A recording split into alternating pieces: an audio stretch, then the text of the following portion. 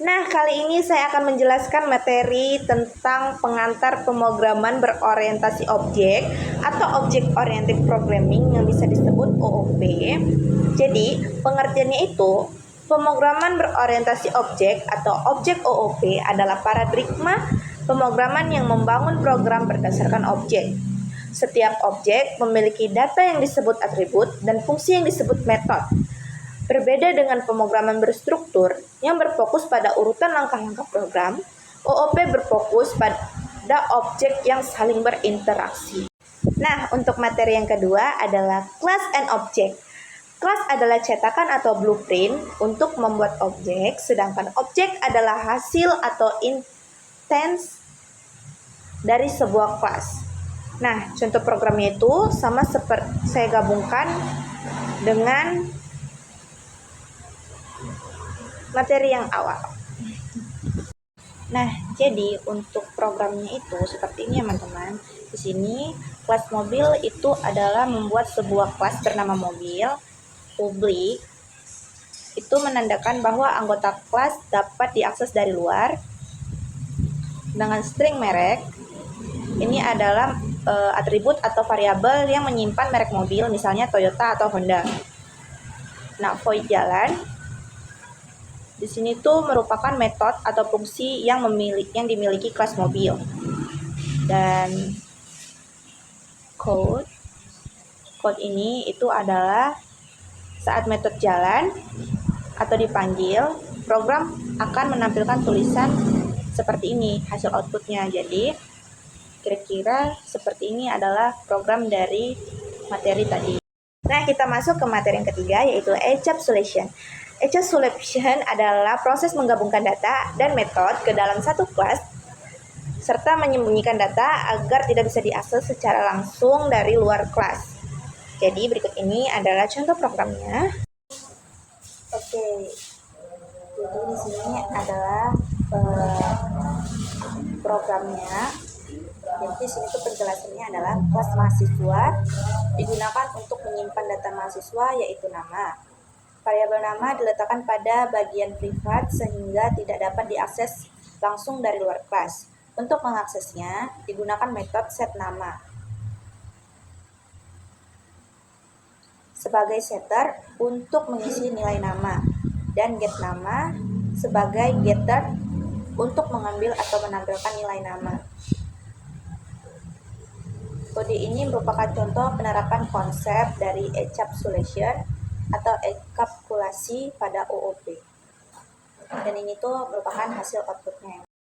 Nah, masuk ke materi keempat, ada inheritance.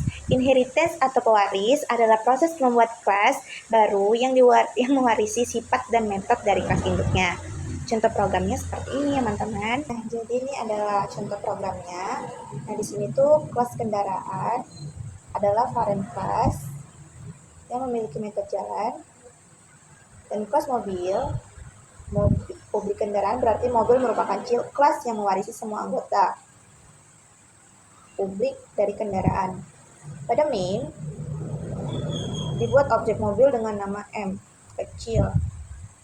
Objek M kecil dapat langsung memanggil metode jalan meskipun metode tersebut berada di kelas kendaraan karena telah diwariskan lalu iterance atau pewaris. Saat program dijalankan akan muncul output kendaraan berjalan seperti di sini. Nah, sekarang masuk ke materi yang kelima, ada polymorphism. Nah, jadi di sini tuh berarti satu metode dapat memiliki perilaku yang berbeda pada kelas yang berbeda. Oke, di sini ada program, contoh programnya. Nah, pada kelas hewan merupakan parent class yang memiliki metode atau suara. Metode tersebut diberi kata kunci virtual sehingga dapat diubah, override atau pos turunannya. Pos kucing merupakan child class yang mewarisi kelas hewan dan membuat implementasi baru pada metode suara.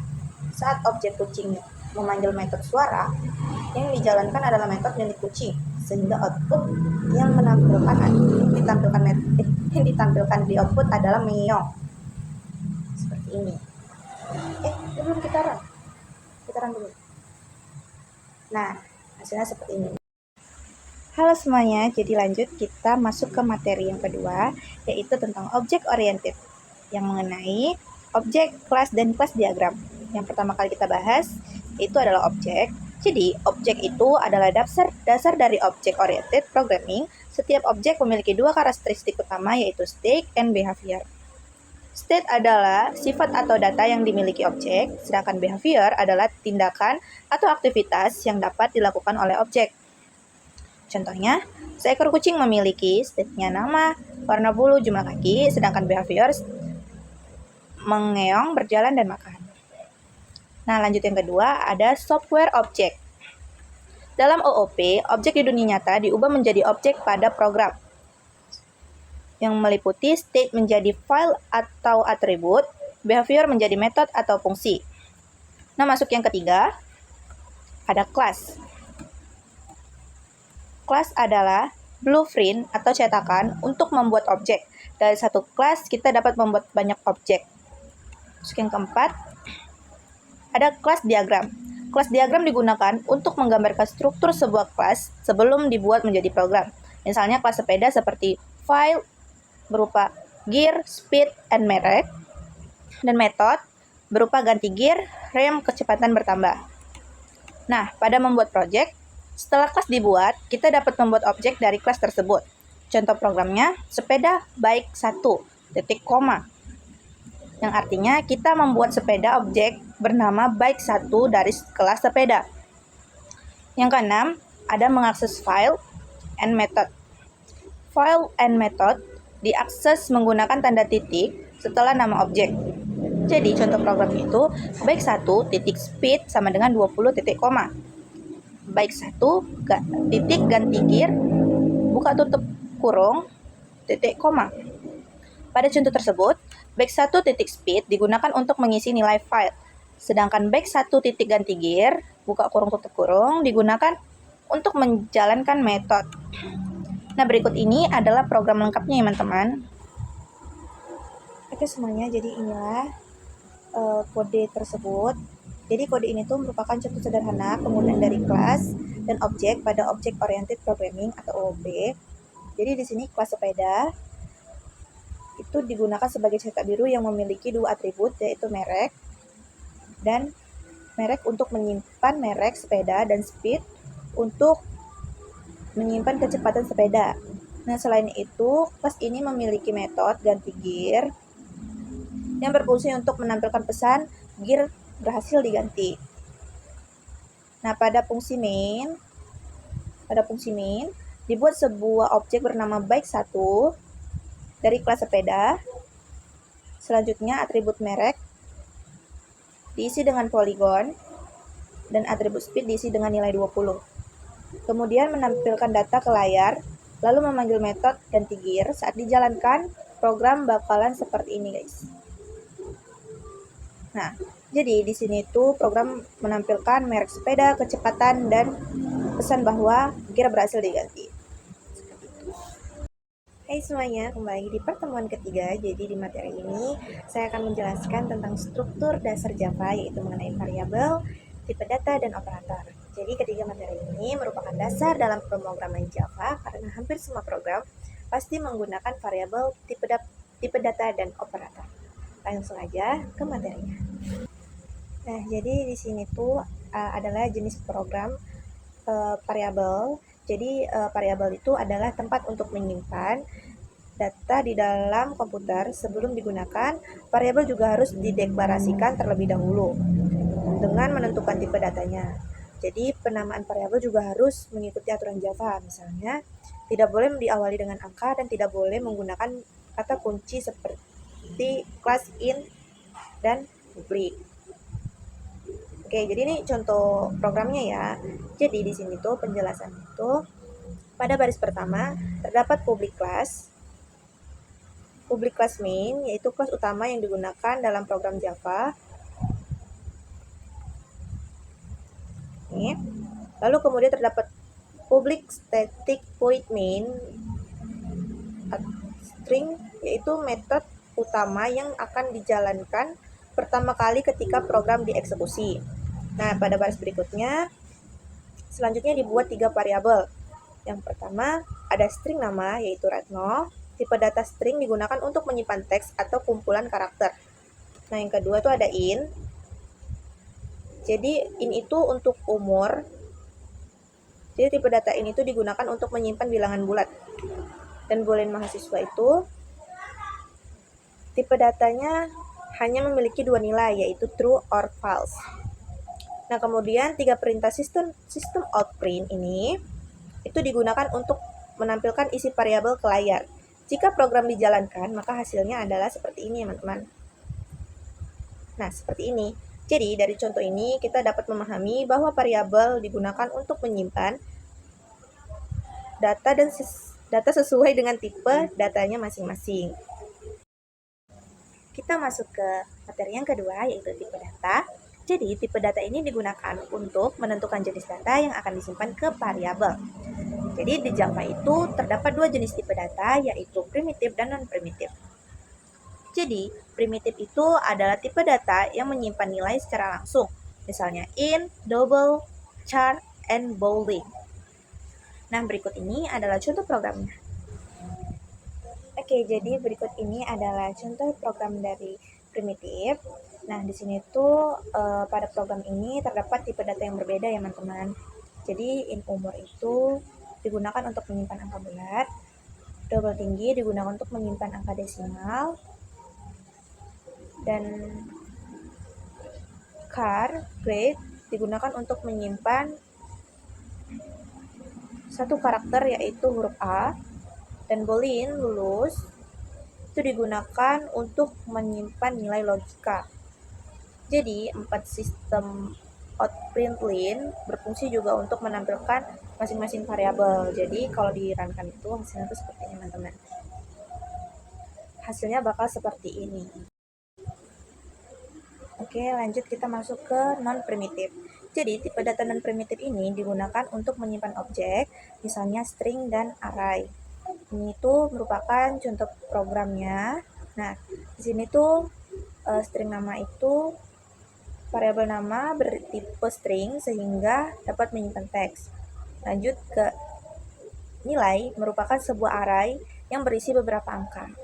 Ini beberapa angka itu ada 80, 85, 90 itu masuk ke nilai array. Nah, perintah nilai berarti mengambil data pertama dari array sehingga yang ditampilkan adalah angka 80. Nah, jadi kita runkan dulu ya. Di sini kita runkan dan hasilnya adalah 80. Jadi, langsung aja kita masuk ke materi yang ketiga, yaitu operator. Operator ini digunakan untuk melakukan operasi pada data. Jadi, operator yang sering digunakan itu terdiri dari operator aritmatika, operator perbandingan, operator logika, operator penugasan, serta increment and decrement. Nah, operator aritmatika itu biasanya digunakan untuk melakukan perhitungan matematika. Kalau operator perbandingan itu biasanya digunakan untuk membandingkan dua nilai, hasilnya selalu berupa true or false. Nah, kalau operator logika itu biasanya digunakan untuk menggabungkan dua kondisi. Sedangkan operator penugasan itu digunakan untuk mengubah nilai suatu variabel. Kalau increment dan decrement itu biasanya digunakan untuk menambah nilai 1, sedangkan decrement digunakan untuk mengurangi nilai 1. Nah, jadi kalau mau tahu programnya, contoh programnya itu ada di sini ya. Oke, jadi ini adalah contoh program dari keseluruhannya. Jadi itu program ini tuh menggabungkan semua materi yang tadi sudah dibahas. Jadi yang pertama dibuat itu adalah variabel nama, nilai 1 dan nilai 2. Selanjutnya dihitung nilai rata-rata menggunakan operator aritmatika, yaitu penjumlahan kemudian dibagi 2. Nah, setelah itu dibuat variabel lulus yang menggunakan operator perbandingan untuk mengecek apakah nilai rata-rata minimal 75. Nah, yang terakhir semua hasil ditampilkan menggunakan sistem outprintln. Oke, kita runkan dulu. Nah, hasilnya sesuai dengan yang kita mau. Halo semuanya, jadi kita masuk ke materi pertemuan 4, membahas tentang counterflow atau pengkondisian dan perulangan. Jadi, counterflow itu adalah cara mengatur jalannya suatu program agar dapat mengambil keputusan, melakukan pengulangan, atau menghentikan proses suatu kondisi tertentu. Dengan adanya counterflow, program tidak hanya berjalan secara berurutan, tetapi juga dapat memilih tindakan berdasarkan kondisi yang diberikan. Jadi, counterflow itu terdiri dari 3 bagian, yaitu decision making atau pengkondisian, looping, perulangan, dan breaking statement atau percabangan. Jadi, pengkondisian ini digunakan untuk memilih suatu tindakan, perulangan itu digunakan untuk menjalankan perintah secara berulang, sedangkan breaking digunakan untuk mengubah jalannya program seperti menghentikan atau melewati suatu proses. Oke, jadi di sini itu merupakan program yang menggunakan percabangan if else. Jadi pertama itu dibuat variabel nilai yang berisi angka 70. Selanjutnya program memeriksa apakah nilai tersebut lebih besar atau sama dengan 75. Karena nilai yang dimasukkan adalah 70, maka kondisi nilai 75 bernilai false. Akibatnya, program tidak menjalankan perintah pada bagian if, tetapi menjalankan bagian else. Nah, jadi output yang dihasilkan itu adalah tidak lulus. Nah, contoh ini tuh menunjukkan bahwa if else digunakan ketika terdapat 2 kemungkinan hasil, yaitu kondisi benar, true, atau kondisi salah, false. Penggunaan if else sering dijumpai pada program penentuan kelulusan, login, dan pengecekan syarat. Oke, lanjut kita masuk ke pertemuan kelima, itu ada package. Nah, package itu merupakan kumpulan kelas yang dikelompokkan berdasarkan fungsi tertentu. Tujuan penggunaan package itu adalah agar struktur program menjadi lebih rapi, mudah dipahami, dan menghindari kelas yang sama.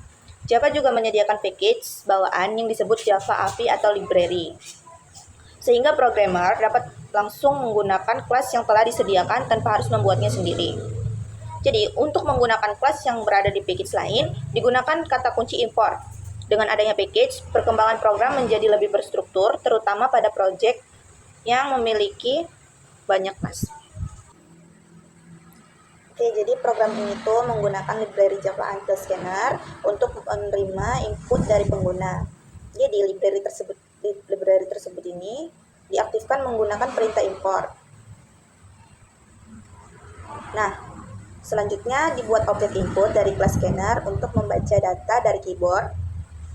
Program ini juga kemudian meminta pengguna memasukkan nama dan menyimpan ke dalam variabel nama. Setelah pengguna memasukkan nama, program ini akan menampilkan sapaan menggunakan perintah sistem outprint halo plus nama. Jadi sebagai contoh itu, jika pengguna nih, kita runkan dulu ya teman-teman. Jadi kalau misalnya di sini tuh kita memasukkan nama Retno, maka hasil outputnya itu memunculkan Halo Retno. Jadi program ini tuh menunjukkan bagaimana library dari bawaan Java itu digunakan untuk menerima input dari pengguna. Oke, kita masuk ke pertemuan ke-6, ada Advanced Class dan Object. Jadi Advanced Class dan Object membahas konsep dasar Object Oriented Programming atau OOP dalam Java. Konsep utama yang dipelajari itu adalah class, object, nested class, access modifier, variable reference, and instancy object. Jadi, kelas itu merupakan cetakan atau blueprint yang digunakan untuk membuat objek. Nah, jadi di dalam kelas itu terdapat atribut yang menyimpan data dan metode yang berisi fungsi atau perilaku dari objek tersebut. Nah, sementara itu, objek adalah hasil nyata dari sebuah kelas yang dapat digunakan untuk menjalankan program. Nah, untuk membuat objek itu digunakan keyword new yang disebut proses instansiasi. Ketika objek dibuat, Java akan menyediakan ruang di memori dan menyimpan alamatnya ke dalam variabel reference. Selain itu, materi ini juga membahas tentang access modifier seperti public, private, protected, dan default yang berfungsi mengatur hak akses terhadap atribut maupun metode sehingga data dalam program menjadi lebih aman. Nah, dengan memahami materi ini, programmer dapat membuat program yang lebih berstruktur, mudah dipahami, dan mudah dipelihara dan juga sesuai dengan konsep OOP. Nah, jadi program ini tuh terdiri atas dua kelas, yaitu sepeda dan main. Kelas sepeda memiliki satu atribut bernama merek yang berisi nilai poligon. Pada metode main, dibuat sebuah objek bernama sepeda 1. Sepeda 1 menggunakan perintah sepeda 1 sama dengan new sepeda. Nih. Terus keyword new digunakan untuk membuat objek baru dari kelas sepeda, sedangkan variabel sepeda 1 menyimpan referensi objek tersebut. Setelah nilai objek berhasil dibuat, atribut merek diakses menggunakan sepeda merek 1. Kemudian program menampilkan hasilnya ke layar sehingga hasil outputnya itu seperti ini. Jadi program ini tuh menunjukkan hubungan antara kelas sebagai cetakan dan objek yang sebagai hasil dari cetakan tersebut. Oke, kita masuk ke pertemuan ke-7, itu ada variabel, metode, dan konstruktor. Jadi pada materi ini itu dipelajari tentang metode, parameter, metode modifier, metode overloading, aksesor, dan mutator, serta konstruktor. Jadi metode itu adalah sekumpulan perintah yang digunakan untuk menjalankan tugas tertentu.